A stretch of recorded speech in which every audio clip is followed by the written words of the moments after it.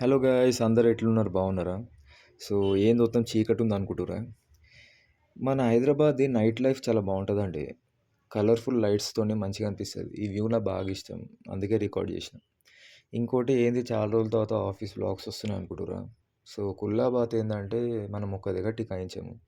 So నా పాత ఆఫీస్లో జాబ్ నేను మానేసిన అంటే అది నిజం కాదు. ఆ జాబే నన్ను వదిలేసింది. సో ఇంకో జాబ్ తెచ్చుకునే వరకు నాకు ఇంత లేట్ అయింది. సో నాకు జాబ్ వచ్చిందనేదో తెలవదు గానీ, ఇగ వరుణదేవుడు ఒక్కటే వాయిస్తుండు వర్షంతోటి రోజు. బ్యాగ్‌లో ఇంకో జత బట్టలేసుకొని రావాల్సొస్తుంది.